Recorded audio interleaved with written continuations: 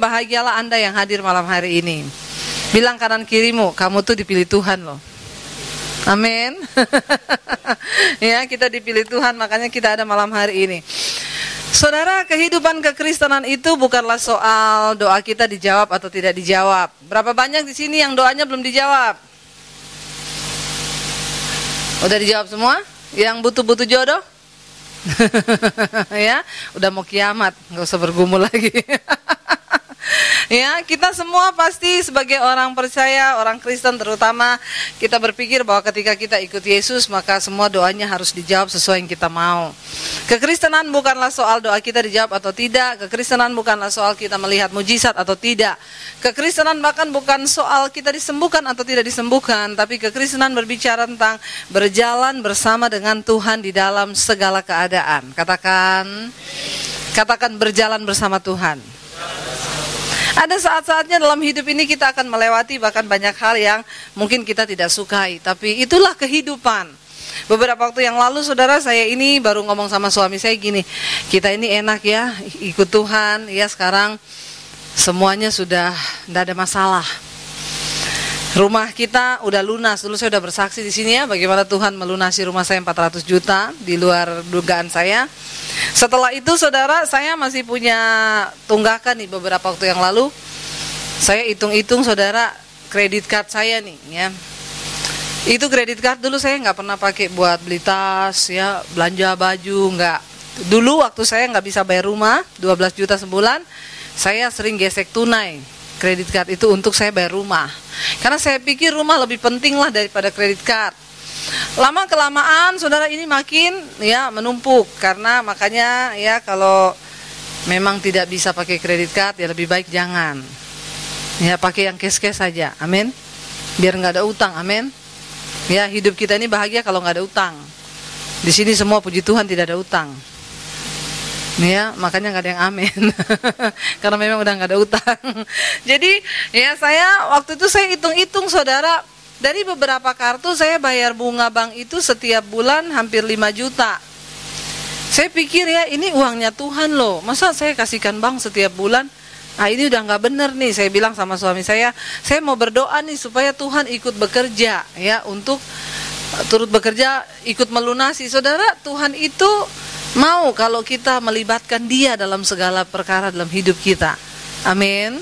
Nah selama ini tuh saya nggak sadar, nggak ngeh, saya bayar terus. Nanti setelah tiba-tiba saya percaya itu Roh Kudus gitu ya. Terus saya buka-buka. Jadi total semua tagihan saya itu 80 jutaan. Ya kalau karena kredit card itu memang ya kalau kita tidak bayar full kan itu kena interest, kena late charge. Nanti bulan depan bunganya dimasukin pokok, nanti berbunga lagi, nanti kena bunga pokok lagi, bunga lagi. Jadi kredit card tuh nggak bakal selesai seumur hidup. Nah saya tuh mulai berdoa, saya bilang sama suami, dulu kita 400 juta aja Tuhan bantu loh. Masa ini cuman 80 jutaan, pasti Tuhan juga ikut bekerja. Saya mau melibatkan Tuhan, saya bilang. Berapa lama kemudian tiba-tiba saya dapat telepon dari seorang ibu. Dia bilang, Bu, saya pengen ketemu Bu Debbie. Ya kita ketemu ngobrol, dia ceritakan beberapa masalahnya dia, lalu saya doakan. Lalu dia bilang, Bu, saya tuh digerakkan Tuhan memberkati ibu loh. Ya, saya digerakkan Tuhan untuk berkati ibu. Saya disuruh Tuhan kasih ibu uang 100 juta. Nggak ada wow ya? Nggak wow ya saudara? Memang di sini uang 100 juta biasa ya kayaknya buat saudara ya. Saya kalau di tempat lain saya saksikan ini semua gini loh, wow. Di sini kayaknya kok biasa aja tuh. Kecil ya bagi saudara 100 juta ya. Bagi saya gede banget loh ya.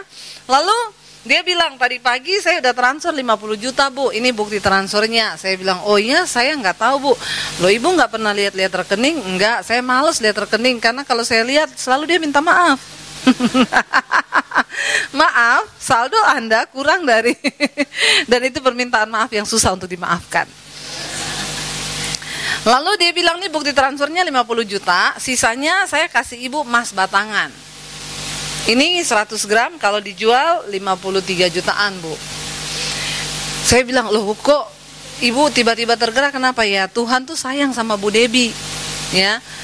Oh iya saya tuh siapa coba saudara, kalau bukan Tuhan yang gerakan gak mungkin loh 100 juta loh, wow gak? Sekarang baru bilang wow.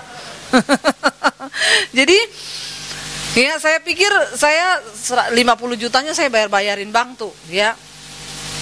Waktu saya bayarin bank, wah banknya telepon, Bu Debbie ya ini karena pembayarannya bagus, jadi kami mau kasih ibu fasilitas kartu tambahan bu. Nggak mau saya mas, tapi ini limitnya beda bu. Tidak mau bu, ini nanti ibu kalau keluar negeri beli tiket pesawat dapat diskon gede. Tidak mau. Nanti ibu kalau belanja ke supermarket dapat diskon minyak bisa 50%. Tidak mau juga bu. Ini kalau ini sayang loh bu kalau nggak diambil. Nggak mau. Kenapa bu? Udah mau kiamat. Jangan suruh-suruh saya utang. Ya, jadi bilang gitu aja. Tiba-tiba teleponnya putus. Nit ya. Lalu saya terpikir, masnya itu saya simpan aja saudara. Nah ini mas saya pikir saya simpan kenapa? Karena emas murni itu harganya naiknya cepat. Ya. Beratnya tetap, tapi harganya naiknya gila-gilaan. Beda sama Mas Joko, Mas Bambang. Badannya naik terus timbangannya, tapi harganya menyusut. Jadi saya tergiur untuk menyimpan. Sudah tahu sejak ada itu mas di rumah saya, hidup saya jadi rempong. Karena di rumah saya itu nggak ada lemari yang ada kunci. Jadi saya bingung mau simpan emasnya itu di mana. Di rumah saya nggak ada barang berharga. Kalau ada maling juga masuk, saya silakan aja. Mau curi anting-anting saya, monggo 20.000. Mau curi kalung saya silakan 30.000. Jadi nggak ada yang saya takutkan, nggak ada yang saya mau tinggalin rumah juga nggak pernah mikir orang nggak ada barang berharga. Benar, yang saya punya yang sangat berharga adalah Yesus, dan dia terkunci di hati saya dan tidak ada yang bisa mencurinya. Amin. Tapi sejak ada emas itu rempong hidup saya. Jadi ternyata memang benar Yesus berkata, di mana hartamu berada, di situ hatimu. Saya jadi bingung, kadang kalau pelayanan saya bawa di tas saya. Kalau saya bawa di tas saya tuh khotbah sambil melihat ke tas saya terus. Dan saya mencurigai orang-orang yang duduk dekat tas saya. Ya, tapi di situ memang saudara ya, memang terbukti Yesus bilang di mana hartamu berada, di situ hatimu berada. Makanya saudara ya, nggak usah banyak-banyak harta, biar nggak rempong hidupnya. Amin. Nggak usah banyak-banyak harta. Amin. Yang amin ini pasti yang nggak punya harta. Kalau punya harta nggak mungkin aminnya kenceng begitu. Ya dalam hatinya enak aja, setengah mati saya cari harta gitu ya. Jadi saya pikir mending saya jual. Udah saya selesaikan semua, saya jual. Kredit card udah selesai. Saya bilang sama suami saya gini, enak banget ya hidup kita ini ya. Udah nggak ada masalah loh. Ya, udah rumah lunas, nggak ada dikejar-kejar. Orang itu bahagia kalau nggak ada utang memang saudara. Kita hidup ya makan telur sama sambal, nggak ada utang, tenang hatinya. Amin. Ya, jadi nggak usah utang-utang. Kalau nggak bisa beli, nggak usah dulu. Kadang-kadang manusia itu dicobai oleh karena keinginannya sendiri. Saya kemarin doakan orang ya, doakan rumahnya. Saya pergi doakan rumahnya. Dia tuh mengeluh, Bu, keadaan ekonomi begini ya, saya itu khawatir, saya pusing Bu, sekarang ya apa-apa. Tadinya saya main properti, sekarang udah susah, kita punya rumah 2, udah kena, sekarang pajaknya gila-gilaan ya. Jadi beli apa, maaf aja. Jadi saya itu bingung, sampai saya bertanya sama Tuhan, kenapa hidup saya seperti ini. Jadi dia itu cerita sama saya kayak orang yang benar-benar, udah benar-benar mau mati miskin, gak ada duit. Saudara tahu, mobilnya mobil mewah, rumahnya rumah mewah. Saya bilang sama dia gini, Pak, kadang-kadang kita itu terlalu mengharapkan berkat yang besar di depan, sehingga kita tidak bisa melihat berkat-berkat yang kecil di sekeliling kita yang masih Tuhan berikan. Loh, Bapak punya mobil mewah begini, rumah bagus begini, udah ketakutan. Bagaimana orang-orang yang, tapi memang kadang-kadang benar, makanya nggak punya apa-apa itu enak kadang-kadang. Halo. Kita nih, saya tuh bingung lihat hidupnya manusia di dunia ini. Apa coba yang mau dicari? Toh kalau kita mati tidak ada satupun yang akan kita bawa. Benar apa benar? Tapi kenapa saya bilang, Pak? Terus dia bilang, saya kurang apa Bu? Saya udah perpuluhan, saya udah gini, saya udah gitu. Bapak mau tahu Bapak kurang apa? Kurang mengucap syukur. Benar nggak? Loh, kan Tuhan Yesus bilang doa Bapa kami, berikanlah kami pada hari ini makanan kami yang. Tapi kita minta yang berkelimpahan sampai 10 tahun ke depan. Itu yang bikin hidup jadi stres. Benar nggak? Saya saudara 2 hari lalu uang saya tinggal 50.000. Ya, sampai mau bayar tol aja ada duit nggak ini? Ada duit nggak ini? Tapi saya sukacita, damai sejahtera, di rumah saya nyanyi-nyanyi.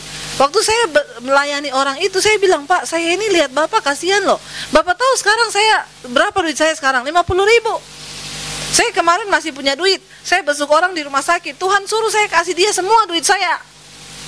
Hamba Tuhan, ya udah saya kasih semua. Duit saya tinggal berapa? 50.000. Besok ya udah, besok pasti nyambung lagi, nggak mati. Yang penting ada telur di kulkas. Amin. Ngapain sih ribet hidup? Bener nggak saudara? Ya, jadi saya belajar satu hal saudara, waktu uang saya tinggal 50.000, saya pelayanan, ada orang berkatin saya dikasih amplop, isinya berapa? 300.000. Waktu uang kita tinggal 50.000, kita terima amplop 300.000, itu haleluya, puji Tuhan 12 kali. Amin. Kenapa? Karena kita tinggal punya 5. Makanya kadang-kadang orang kalau udah terbiasa terima besar, udah gak bisa ngucap syukur. Kita nih perlu sekali-sekali ngerasain kekurangan, biar kita tahu apa artinya berkat. Amin. Iya nggak saudara? Bagi orang lapar dia makan telur 1 itu udah haleluya puji Tuhan 12 kali loh. Tapi bagi orang kaya makan daging kadang dibuang-buang. Kenapa? Udah bosen. Jadi saudara, apa sih arti hidup yang sebenarnya? Saya bilang sama Bapak itu, Pak, ketika hidupmu ada dalam kebenaran, damai sejahtera, sukacita, maka engkau hidup dalam kerajaan sorga sekalipun engkau ada di bumi. Ini loh yang iblis mau curi dari kita hari-hari ini. Saya setiap kali habis layani orang kaya, saya pulang, saya selalu ngomong sama suami saya, lebih bahagia kita loh dari mereka. Kasihan hidupnya mereka.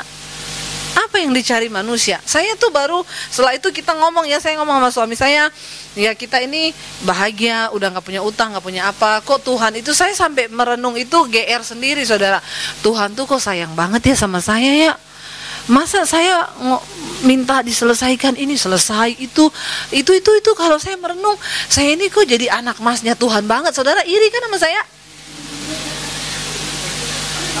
Jujur saja. Saya kalau bersaksi gini, saya pernah bersaksi satu kali satu gereja, ada bapak-bapak datang sama saya, Bu, saya tuh iri loh sama Bu Dewi. Kayaknya minta apa dijawab sama Tuhan, minta apa dijawab, kok saya gak pernah dijawab. Bapak mau tahu rahasianya? Waktu Bapak tinggal punya uang 1 juta, terus Tuhan suruh kasih semua uang itu buat orang lain. Berat gak buat Bapak? Ya berat banget. Bapak udah pernah lakukan begitu gak? Ya belum. Saya tidak pernah dengar suara Tuhan. Bukan tidak pernah dengar suara Tuhan, Bapak udah tuli. Karena Tuhan sering kali ngomong, tapi Bapak gak mau dengar. Makanya Roh Kudus udah malas ngomong.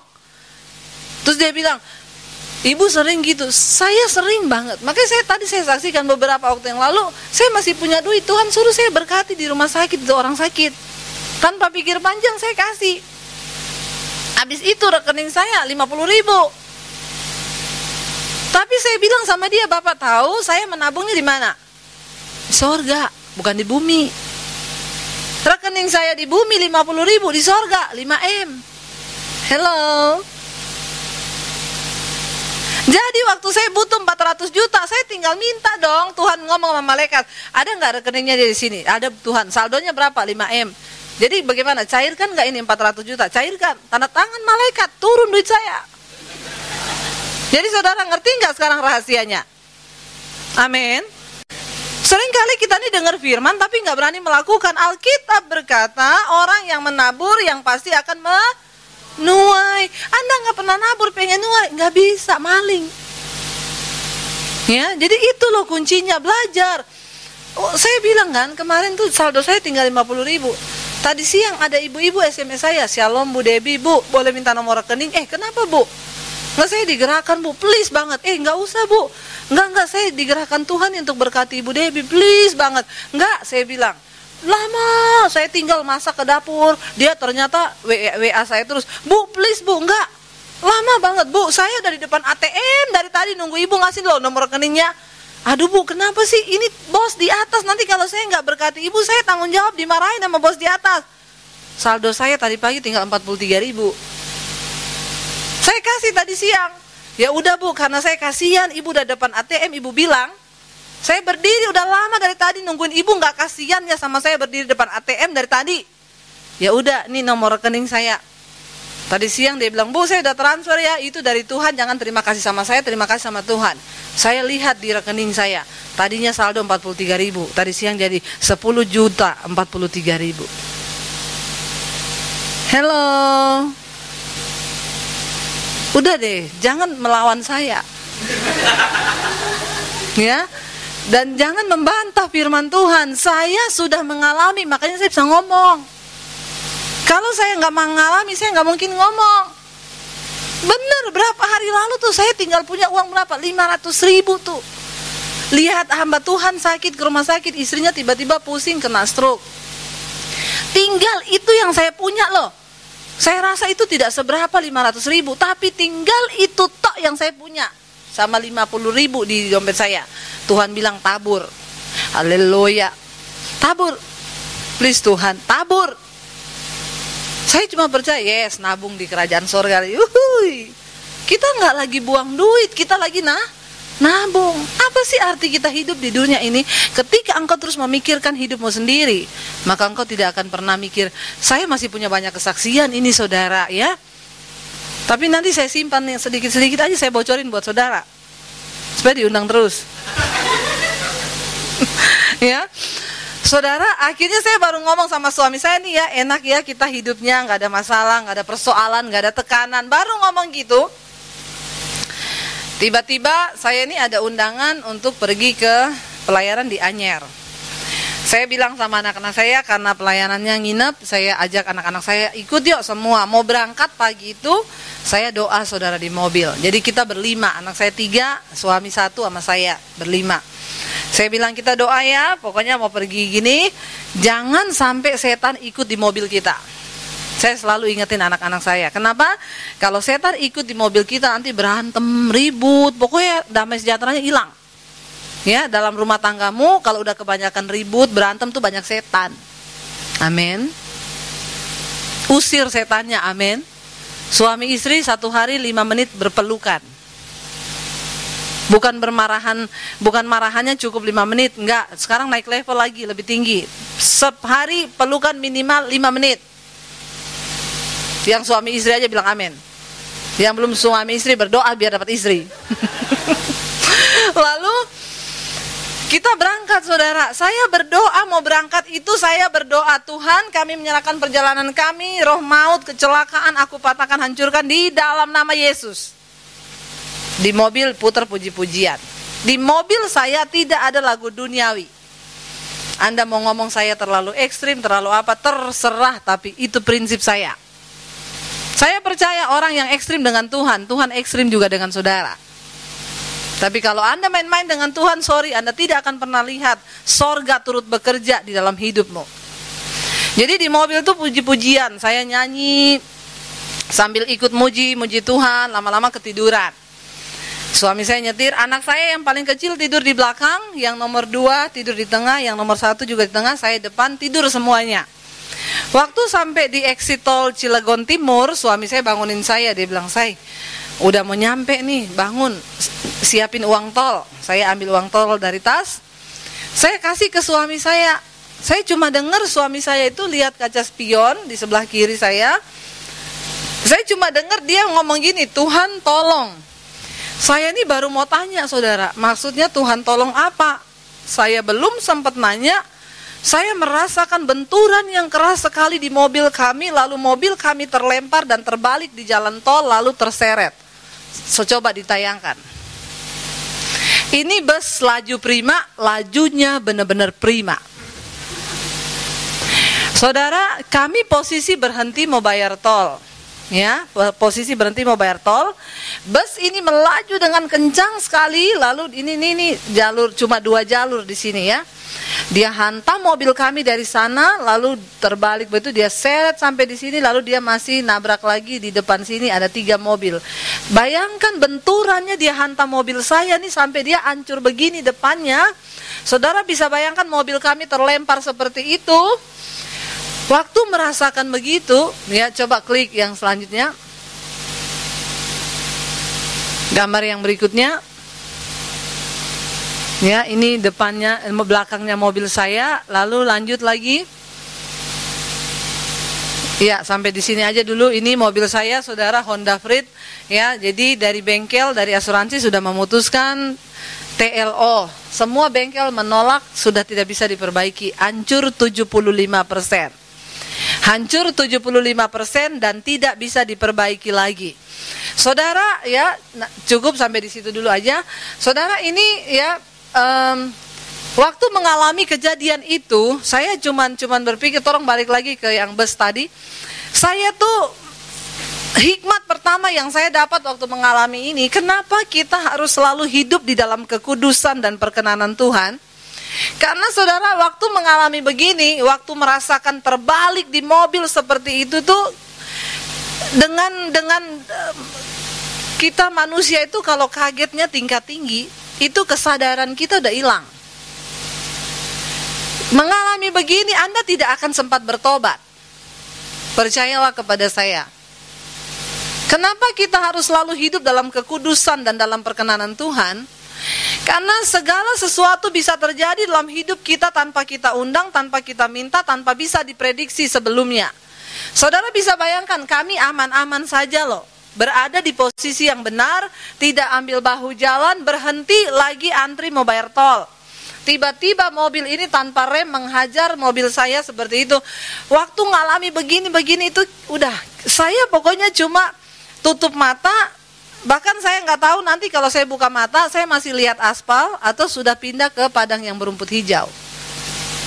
Kenapa? Karena kematian itu berjarak hanya beberapa detik dari hidup kita.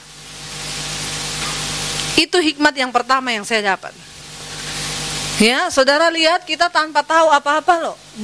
Mau doa. Waktu mobil saya terbalik, tidak ada yang mau nolong saya.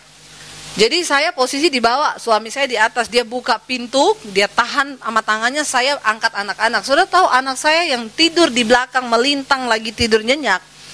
Waktu kejadian itu tiba-tiba dia udah pindah di depan saya.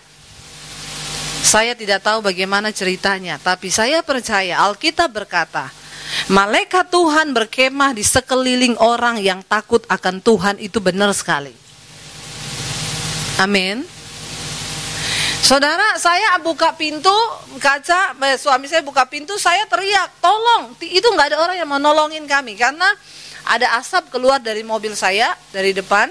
Ya, itu airbagnya keluar semua. Saudara, saya tidak bisa, kalau mau dibayangkan lagi, saya tidak percaya. Saudara tahu mengalami kayak begini, mobil hancur 75%, tapi tidak ada satu luka jahitan pun di tubuh kami satu keluarga. Nggak wow ya? Tepuk tangan dong buat Tuhan. Itu saya percaya banget perlindungan Tuhan. Saudara tahu, waktu mobil itu terbalik begitu ya, akhirnya orang lihat anak saya, angkat anak saya yang paling kecil di atas, orang tuh yang, masih hidup orangnya, anaknya, tolong, ada anak kecil. Akhirnya baru orang mau datang nolong, ya saya keluarin berlima, tidak ada. Saudara, anak saya anak saya itu kami tidur di atas kaca pecah loh. Dan kalau saya mikir secara logika, ini kan mobil kami, ini kenapa dia sampai terlempar begitu? Saudara, waktu terpental begitu ke tanah, itu kan betapa tekanannya itu kencang sekali. Itu tuh bisa kaca masuk di kepala atau apalah, tapi saya udah gak bisa membayangkan lagi. Saya cuma bisa bilang itu Tuhan. Akhirnya saya waktu dibawa ke rumah sakit dari pihak Jasara Harja, kami itu prosedurnya memang walaupun nggak ada luka tetap harus diperiksa. Kami dibawa ke rumah sakit. Suami saya tunggu di tempat kejadian perkara. Dia bilang, waktu saya nyelamatin barang-barang yang bisa diselamatin, kamu tahu nggak? Itu mobil, di tape mobil saya masih berbunyi. Saudara tahu lagunya apa? Pas waktu dia mengangkutin barang dengan jantung yang berdebar kencang, dia dengar pujiannya berbunyi dari mobil saya. Ku bersyukur selalu sebab Engkau yang mengasihiku. Jadi secara manusia, saya waktu itu tidak bisa terima dengan kejadian ini. Saya bilang sama Tuhan, mobil orang yang lebih berdosa dari kita banyak di situ. Benar nggak saudara? Kenapa Tuhan harus kita yang berdoa? Kita kenapa yang kena? Yang tidak berdoa di situ orang berdosa, mungkin yang lagi selingkuh banyak tuh mobilnya di situ. Kenapa bukan mereka yang ditabrak? Karena kita nih punya prinsip kalau kita ikut Tuhan maka semua yang enak yang terjadi. Maka ketika kita ngalami yang tidak enak itu berarti Tuhan tidak berserta dengan kita. Jadi saya marah sama Tuhan, lagu aja masih mengalun, orang tuh dengar semua puji-pujiannya kenceng dari mobil saya, tape-nya nggak mati. Nggak bisa mati, kecuali lagunya cabe-cabean. Mungkin wajar ya saudara, kenapa ketabrak ya, lagunya aja begitu, cabe-cabean. Atau abang ini lihat-lihat bodiku yang seksi, mungkin wajar gitu ya.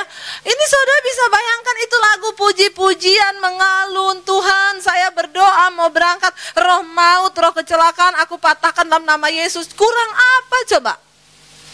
Sampai di rumah sakit saya cuma dengar suster-susternya ngomong sama dokter gini, itu keluarga itu luar biasa loh, mobilnya hancur loh. Di mana kecelakaannya? Saya dengar, ya biasa, di tempat biasa. Saya tanya sama susternya, sus memang di situ sering ya? Sering banget bu, 2 hari lalu mati 2 orang di situ, suami istri. Mobilnya nggak rusak, nggak sehancur mobil itu, karena mereka kan diliatin foto ya sama petugas DLAJR yang datang antar kita. Itu tidak separah mobil ibu, mati suami istri. 2 bulan lalu 7 orang mati di situ. Tempat itu benar-benar sering banget terjadi kecelakaan maut. Saudara, kita ini tidak pernah tahu ya, di tempat-tempat tertentu kadang-kadang orang bangun jalan, bangun jembatan, mereka itu kadang gali tanah, dipotongin sapi, kepalanya ditanam, lalu panggil dukun, lalu baca-baca, di situ undang setan. Nah, biasanya tempat-tempat seperti itu tuh ada kutuk. Makanya sering kita dengar ada tempat-tempat tertentu yang memakan korban. Di situ sering banget terjadi kecelakaan, terjadi pembunuhan. Biasanya tempat-tempat begitu tuh ada kutuknya. Nah, saya tidak mengerti. Saya coba flashback, saya bilang sama suami saya, coba tadi kita berhenti di Indomaret ya, kan kita nggak ketemu bus itu di situ. Tapi ya sudahlah, semua udah terjadi. Saudara, saya bisa menghibur anak saya. Saya bilang sama mereka, Dek, bersyukur loh Tuhan Yesus baik. Tapi jujur dalam hati saya tidak bisa terima dengan keadaan itu. Sampai saya di rumah sakit, udah selesai diperiksa semuanya, anak-anak saya lagi nonton TV, ketawa-ketawa lihat TV, ada reporter Trans TV datang. Dia bilang sama susternya, saya mau ketemu sama korban kecelakaan tadi yang di tol. Susternya bilang, yang itu kali ibunya ya. Bukan, yang mobilnya hancur. Yang mobil apa? Yang mobil Honda, yang hitam. Iya, kayaknya ibunya deh. Dia datang sama saya, dia bilang, Bu, ibu tadi korban kecelakaan di tol? Iya. Tapi yang mobilnya Honda Freed, ibu? Iya. Masa ibu? Saya bilang, masalah buat lo. Dia kayaknya tidak terima saudara dengan keadaan saya yang baik-baik saja. Dia berharap nanti dia syuting orang kan dia mau tayangkan nih di TV nih korban kecelakaan, dia berharap kakinya disambung. Kurang ajar enggak ini reporter. Jadi saya gini, masalah mau jadi syuting apa enggak ini? Mau wawancarain saya apa enggak? Iya Bu, iya. Saya wawancarain ibu ya, ibu cerita kronologisnya gimana, tapi mukanya kayak nggak puas gitu. Jadi saya bilang sama dia, ini Tuhan, benar-benar Tuhan. Satu keluarga, suami saya lain lagi di tempat kejadian perkara, polisi datang, polisi kepo, nggak tanya-tanya, nggak apa, udah datangnya telat, nggak tanya. Dia bilang gini sama suami saya, aduh Pak, alhamdulillah, untung Bapak cuma sendirian loh. Saya nggak bayangkan nih Bapak kalau ajak istri atau anak mesti ada korban. Suami saya bilang, Pak polisi, kami di mobil berlima. Hah? Masya Allah. Terus siapa aja? Anak saya, istri saya, anak saya 3. Hah? Terus gimana Pak keadaannya sekarang? Sekarang lagi dibawa ke rumah sakit, tapi subhanallah.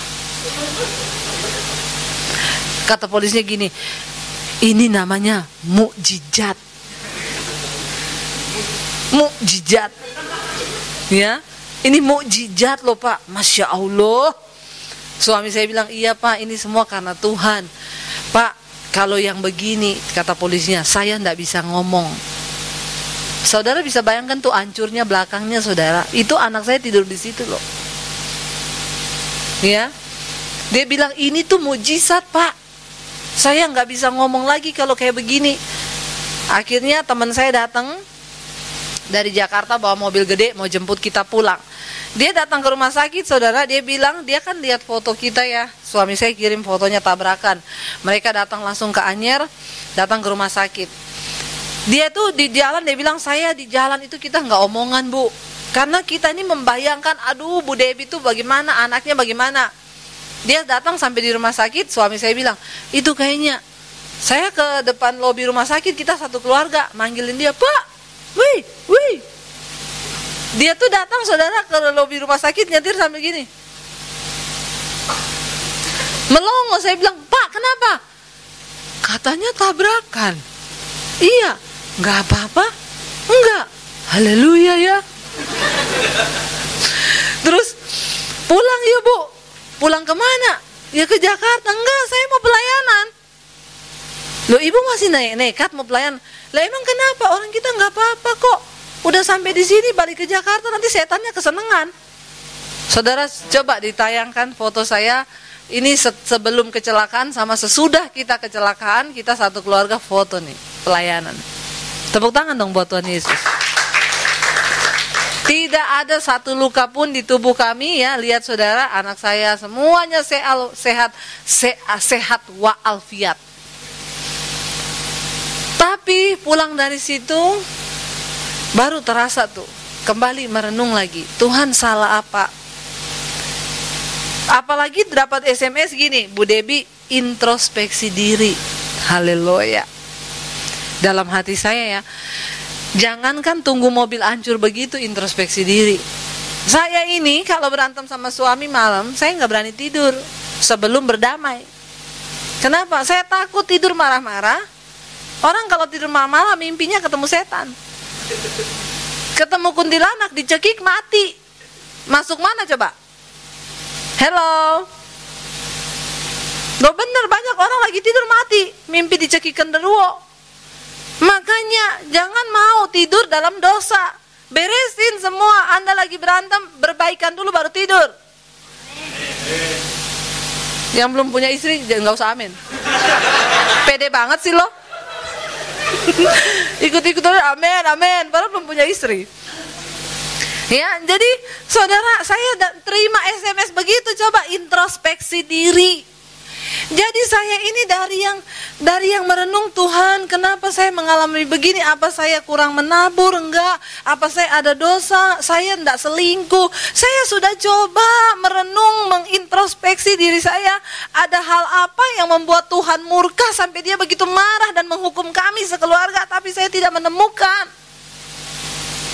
Jadi saya dari sebuah perasaan bersalah sampai merendahkan hati, bertanya saya dosa apa, introspeksi diri, sampai saya tidak temukan, sampai ada perasaan marah, sampai saya berbantah dengan Tuhan. Dan saya down banget hari-hari itu. Karena bagi saya ini hamba Tuhan loh, Tuhan terus lindungi kami. Saudara, beberapa waktu, seminggu kali, jadi setiap hari itu sama suami ketemu di rumah, kita lihat-lihatan gini, kenapa ya kita ini, kenapa ya.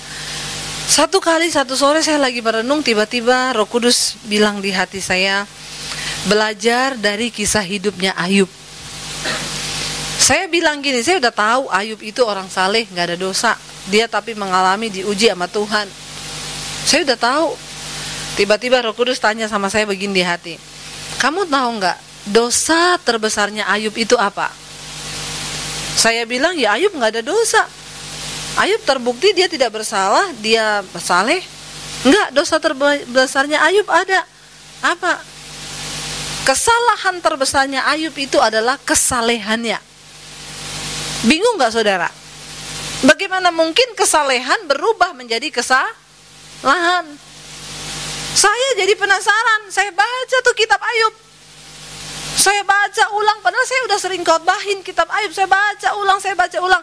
Jadi di situ tuh Ayub sempat bertanya sama Tuhan, Tuhan, Ayub protes sama Tuhan, dia mengungkit semua kesalehannya di hadapan Tuhan. Dia bilang, saya nggak pernah nipu orang, saya itu membayar korban, saya membakar korban, mempersembahkan uang, mempersembahkan harta. Saya tidak pernah telat membayar upah buruh saya, gaji karyawannya dia nggak pernah telat bayar, dia ungkit itu di hadapan Tuhan. Saya tidak pernah terlambat memberi makan ternak saya tidak menginginkan perawan darah, saya tidak menginginkan semua dosa, saya melakukan adil, saleh, jujur hidup saya di hadapan Tuhan. Tapi kenapa Tuhan bikin seperti ini dalam hidup saya? Saudara, kesalehan Ayub berubah menjadi sebuah kesombongan di hadapan Tuhan. Dan ketika Ayub mengalami persoalan, dia mengungkit semua kebaikannya di hadapan Tuhan. Dan dia berpikir ketika dia melakukan semua kesalehannya, maka Tuhan bertanggung jawab untuk melakukan semua dalam hidupnya Ayub sesuai yang Ayub mau, bukan yang Tuhan mau. Terkadang kita pun seperti itu. Ketika kita udah bayar perpuluhan, lalu kita berpikir Tuhan harus memberkati usaha kita. Lalu kalau kita tidak diberkati, kita mengalami kerugian, lalu kita mulai protes sama Tuhan. Saya bingung ya manusia ya, kalau untung terus dia nggak bertanya gini loh, Tuhan, saya kok untung terus, kenapa ya?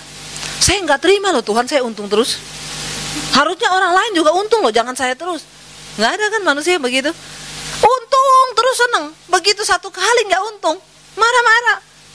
Kenapa proyek saya ini gagal? Kenapa nih kerjaan saya gini? Kenapa saya ditipu orang? Kenapa? Ya sekali-sekali dong sial. Amin.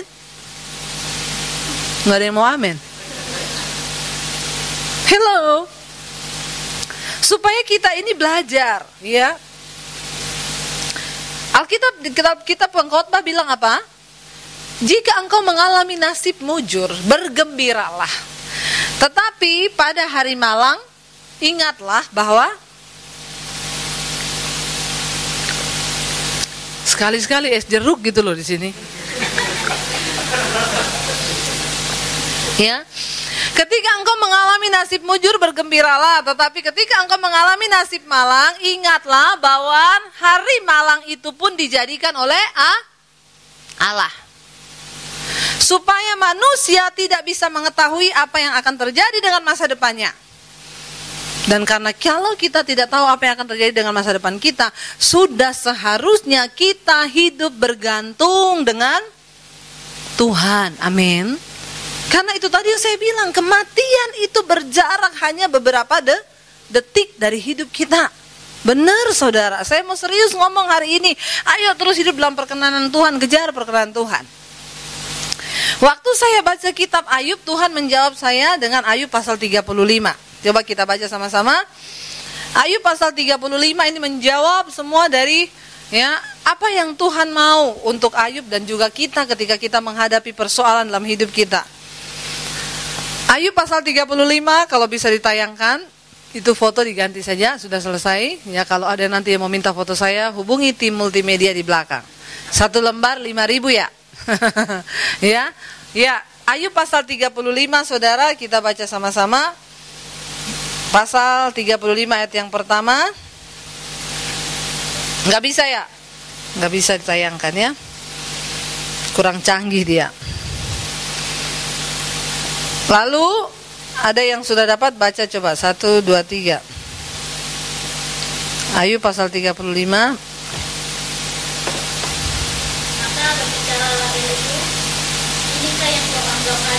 Dan yang kau sebut kebenaran di hadapan Allah. Kalau engkau bertanya, apakah kelebihanku berbuat dosa? Memberi jawab, dan kepada sahabat-sahabatmu bersama-sama arahkanlah pandanganmu ke langit dan lihatlah, perhatikanlah awan-awan yang lebih tinggi daripadamu. Jikalau engkau berbuat dosa, apa yang akan kau lakukan terhadap dia? Kalau pelanggaranmu banyak, apa yang kau perbuat terhadap dia? Jikalau engkau benar, apakah yang akan kau berikan kepada dia, atau apakah yang diterimanya dari tanganmu? Hanya orang seperti engkau yang dirugikan oleh kefasikanmu, dan hanya anak manusia yang diuntungkan oleh kebenaranmu. Orang menjerit oleh karena banyaknya penindasan, berteriak minta tolong oleh karena kekerasan orang-orang yang berkuasa. Tetapi orang tidak bertanya, di mana Allah yang membuat aku dan yang memberi nyanyian pujian di waktu malam. Saudara, Elihu menegur Ayub, dia bilang begini. Jadi Ayub itu sudah berkata bahwa Ayub itu benar. Kalau sudah baca di Ayub pasal 38, 39, 40, di sana tuh Tuhan berhadapan dengan Ayub. Tuhan menjawab Ayub dalam murkanya. Tuhan marah kepada Ayub sampai Tuhan bilang, siapa engkau sampai engkau begitu sombong? Siapa engkau sehingga engkau berkata bahwa pengadilanku itu tidak adil? Tuhan berkata kepada Ayub, siapa engkau Ayub? Ketika aku menciptakan langit, ketika aku meletakkan dasar bumi, emangnya kamu udah ada di sana? Waktu aku menciptakan buaya, bahkan Tuhan bilang, ketika aku menciptakan kuda Nil itu adalah binatang yang pertama kali diciptakan Tuhan. Saudara nggak tahu kan? Ada ayatnya itu. Ya, Tuhan bilang, ketika aku pertama kali menciptakan binatang yaitu kuda Nil, apakah engkau ada di sana? Kenapa engkau berkata bahwa engkau lebih berhikmat daripada Allah? Kenapa engkau berkata bahwa tanganmu lebih kuat daripada tanganku, kata Tuhan. Di dalam kesombongannya Ayub marah kepada Tuhan. Ayub sempat berpikir begini, ngapain saya hidup saleh-saleh? Toh juga saya ngalami seperti nasib orang yang berdosa. Jadi daripada saya hidup saleh, mending saya juga hidup berdosa aja. Lalu saudara, Elihu menegur Ayub, dia berkata begini, ayat 3. Kalau engkau bertanya, apakah gunanya bagiku, apakah kelebihanku bila aku berbuat dosa, akulah akan memberi jawab kepadamu. Ya, lalu dia bilang ayat 6, jikalau engkau berbuat dosa, apa yang akan kau lakukan terhadap dia, yaitu Tuhan? Kalau pelanggaranmu banyak, apa yang akan kau buat terhadap dia? Dengan kata lain, Elihu berkata begini, Ayub, kalau engkau memilih untuk hidup di dalam dosa, sorry, Tuhan tidak pernah rugi dengan perbuatan dosamu. Emang kalau engkau berdosa, engkau pikir Tuhan rugi? Apa yang bisa engkau perbuat terhadap Tuhan kalau engkau hidup dalam dosa? Kadang-kadang manusia itu sok, ya saudara. Kita kadang-kadang berpikir, ya udah saya mending berdosa. Emang Tuhan butuh? Tuhan tuh nggak butuh. Tidak ada satupun perbuatan dosa kita yang akan merugikan Tuhan. Dia tidak pernah rugi oleh perbuatan dosa kita. Kenapa? Dia adalah Allah dan dia tetap Allah sampai selama-lamanya. Jadi jangan GR. Sebaliknya saudara, Elihu bilang sama Ayub, sebaliknya, jika engkau hidup benar, engkau berbuat kebaikan, apa yang akan kau lakukan terhadap Tuhan? Apa yang Tuhan terima dari tanganmu? Kebaikan kita tidak pernah menguntungkan Tuhan, dia tetap Tuhan. Tidak ada dampak apa-apa, segala kebaikan dan kejahatan kita tidak akan pernah merugikan dan menguntungkan Tuhan. Kalau engkau bayar perpuluhan, bukan Tuhan yang untung, hello. Kenapa kita harus bayar perpuluhan? Bukan supaya kita diberkati. Orang Kristen kadang-kadang sama Tuhan main judi. Aku ngasih perpuluhan loh Tuhan, tapi berkati loh ya. Berkati enggak? Kita pegang amplopnya sambil ini, berkati enggak? Hah? Ngomong dulu loh, kalau enggak diberkati saya enggak cemplungin loh ini. Ayo, berkati enggak? Ini kan kita main judi sama Tuhan. Kenapa kita memberi perpuluhan? Bukan supaya kita diberkati, karena kita sudah diberkati. Perkara berkat itu nanti Tuhan yang tahu takarannya. Ya kalau Anda sering nabur, ya mesti berkatnya ada, karena itu janji. Kalau Tuhan udah berjanji, dia tidak akan pernah mengingkari. Janji firman Tuhan itu apa? Orang yang memberkati akan diberkati. Nggak usah dicari, itu bonus kayak yang saya tadi saksikan tadi. Ya, 3 hari lalu duit saya tinggal segitu. Milik orang di rumah sakit, Tuhan suruh tabur semua, saya tabur semua. Tadi siang Tuhan gantiin. Saya memberi bukan supaya ganti loh Tuhan. Kasih nggak? Ganti nggak? Ayo kasih nggak? Enggak. Saya terlalu percaya dengan Tuhan karena janjinya itu ya dan amin. Kenapa seringkali orang Kristen nggak pernah ngalami Tuhan? Kenapa banyak orang Kristen tidak pernah mengalami mujizat Tuhan? Makanya ada bapak-bapak yang bilang sama saya, yang saya cerita tadi, saya itu iri loh sama Bu Debbie, minta apa dijawab, minta ini dijawab sama sorga. Saya bilang sama dia, Pak, Bapak mau tahu kenapa? Terlalu banyak orang Kristen yang mengharapkan fasilitas kerajaan sorga, tapi hidup mereka tidak sesuai standar kerajaan sorga. Halo? Ayo kita mulai banyak percaya sungguh-sungguh sama Tuhan. Hidup lurus-lurus aja saudara. Ketika kita hidup dalam kehendaknya Tuhan di dunia ini, maka sorga akan membuat banyak kemudahan di dalam hidupmu. Nanti kapan-kapan saya saksikan, ya. Mobil saya diputuskan TLO dari asuransi. Saudara tahu saya terima uang berapa? 4 juta. Karena itu mobil masih leasing di bank. Jadi ternyata asuransi itu hanya melindungi bank, bukan melindungi kita. Jadi dia bayar fullnya ke leasing. Saya tidak tercover. Sisanya 4 juta saya terima. Saya udah gak bisa beli mobil lagi. Tunggu kesaksian saya di waktu-waktu yang akan datang. Benar, hidup saya ini cuma penuh dengan mujizat, mujizat, dan mujizat. Hari ini saya udah naik mobil baru. Tidak mungkin secara manusia saya benar-benar udah gak bisa beli mobil lagi. Saya cuma bilang, Tuhan, kalau engkau memang pengen saya naik mobil untuk pelayanan, itu mobil untuk pelayanan loh, bukan buat ke diskotik, bukan buat nonton bioskop. Itu mobil untuk saya pakai pelayanan. Kalau memang Tuhan izinkan saya naik mobil pelayanan, ya mesti bisa. Tapi kalau Tuhan memang tidak izinkan, saya suruh naik taksi terus, ya nggak apa-apa. Berarti saya disuruh sama Tuhan, berkatnya dibagi sama sopir taksi. Kita ini kalau hidup begitu enak nggak saudara? Ya, enak nggak? Nggak usah bersungut-sungut, semua itu Tuhan izinkan. Jadi saya bilang sama suami saya, ya kalau Tuhan suruh kita naik taksi, berarti berkat kita separuh suruh kasih ke sopir taksi. Sopir taksinya membutuhkan. Hidup kita jadi berkat nggak? Nggak usah bersungut-sungut, nggak ada yang rugi. Tidak pernah ada orang yang menabur dengan luar biasa lalu menjadi miskin. Orang pelit merasa miskin terus banyak. Lalu saudara, ya secara manusia saya udah nggak mungkin, tapi tunggu kesaksiannya di waktu yang akan datang. Ya, benar. Akhirnya saudara ya, Elihu bilang, sering kali kita nih orang Kristen begitu, kita pikir rajin ke gereja, hei Tuhan gak butuh kita, kita yang butuh Tuhan, amin. Jadi gak usah GR. Saya bertanya sama Tuhan, kenapa gini, saya protes, saya marah. Dulu saya tanya, kenapa kami celaka, kenapa saya celaka, kenapa sih harus celaka, saya rugi, duit saya habis nih Tuhan, gak bisa beli mobil. Saudara tahu sekarang ketika saya mengerti rencana Tuhan, sekarang saya sama suami gini, puji Tuhannya dari kecelakaan itu ya. Kita sekarang bisa lihat gini, haleluya ya, puji Tuhan ya kita celaka ya. Gak bener. Karena kita sekarang mengerti apa kehendak Tuhan. Makanya kalau lagi dalam persoalan pergumulan, gak usah marah-marah. Memang Tuhan sama manusia itu beda tipis. Tuhan maha tahu, manusia sok.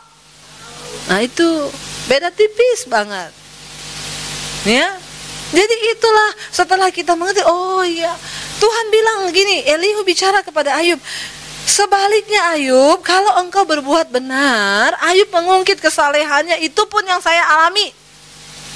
Saya bilang sama Tuhan, saya menabur, saya berdoa Tuhan, suami saya bilang, kamu tahu nggak, saya waktu malam itu kita mau berangkat, saya nyembah Tuhan loh sampai jam 2 malam di atas saya main piano. Kamu tahu nggak? Itu kita tuh hari-hari ini yang lagi deket sama Tuhan. Saya bilang sama Tuhan dalam hati gini, Tuhan tahu ya, pelayanan ke Anyer itu tuh saya bayar harganya mahal. Saudara tahu jadwal saya ini gereja-gereja tuh berebut penuh. Mereka bilang, Bu, kalau ada yang kosong 1 aja kasih ke saya. Sampai ada gereja besar yang telepon saya, Bu, minta tanggal 1 aja hari Minggu, nggak bisa. Ibu ada pelayanan kemana? Tanggal ini nggak bisa, tanggal ini saya ke Anyer. Bu, ganti aja Bu, kasih ke gereja saya Bu. Secara manusia kalau saya ini cuma mau cari duit, ya saya pilih pelayanan di Jakarta. Kenapa? Di Anyer itu amplopnya sedikit. Bener, nggak dapat apa-apa. Saya bayar tolnya mahal, bensinnya mahal, amplopnya dikit. Kalau dibandingkan sama saya khotbah di gereja di Jakarta yang gede, 1 hari Minggu itu saya bisa dapat lebih banyak. Tapi kenapa saya memilih untuk tetap pergi ke Anyer Tuhan? Karena saya pengen buktiin sama Tuhan, saya melayani gak cari duit. Saya mau benar-benar tulus mengasihi Tuhan. Itu salah satu cara saya untuk melindungi diri saya, tetap menjaga motivasi saya. Saya mengungkit semua kebaikan saya, seperti apa yang Ayub alami. Kita berpikir kebaikan kita itu menguntungkan Tuhan. Nggak ada apa-apanya apa yang kita buat. Karena Alkitab berkata, kebaikan manusia itu di hadapan Tuhan seperti kain kotor. Nggak ada yang baik dari kita. Apa intinya malam hari ini yang Tuhan mau sampaikan? Elihu berkata kepada Ayub begini, ayat yang ke-9, orang menjerit oleh karena banyaknya penindasan, berteriak minta tolong oleh karena kekerasan orang-orang yang berkuasa. Tapi tidak ada orang yang bertanya, di manakah Allah yang menciptakan aku? Seringkali kita mencari Tuhan karena kita punya persoalan. Seringkali kita mencari Tuhan karena kita punya beban, masalah, tertindas, punya persoalan. Tapi berapa banyak orang, tidak ada orang yang mencari Tuhan dan berkata, di manakah engkau Tuhan pribadimu yang menciptakan aku dan yang memberikan nyanyian bagiku? Artinya apa? Tuhan menginginkan hubungan kekristenan kita dengan Tuhan menjadi hubungan yang tanpa syarat. Amin. Artinya apa? Kita bisa berkata begini sebagai orang Kristen yang punya hubungan tanpa syarat dengan Tuhan. Tuhan, saya mau celaka, saya tidak celaka, Tuhan tetap baik buat saya.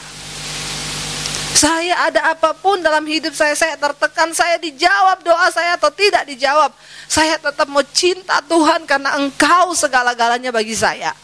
Semua yang ada di sekeliling hidup saya tidak penting keadaan saya. Ketika kita punya hubungan yang benar dengan Tuhan, maka kita akan menempatkan Tuhan di atas segala-galanya dalam hidup kita, termasuk di atas segala keadaan dalam hidup kita. Amin. Dan itu tidak mudah. Tapi Tuhan suka. Saudara, dunia ini tempatnya persoalan. Jangan karena banyak persoalan, banyak orang Kristen akhirnya meninggalkan Tuhan, ya karena persoalan. Ada banyak orang Kristen yang imannya terlalu tersinggung dikit di gereja, tinggalin Tuhan. Karena mengalami gini, tinggalin Tuhan. Usahanya gak diberkati, tinggalin Tuhan. Bukan Tuhan yang butuh kita, tapi kita yang butuh Tuhan. Dan hari ini Tuhan menginginkan hubungan kita itu menjadi hubungan yang tanpa syarat. Kenapa kita suami istri itu, makanya ada statement yang bilang gini, menikahi orang yang kita cintai itu biasa, tapi mencintai orang yang kita nikahi itu yang luar biasa.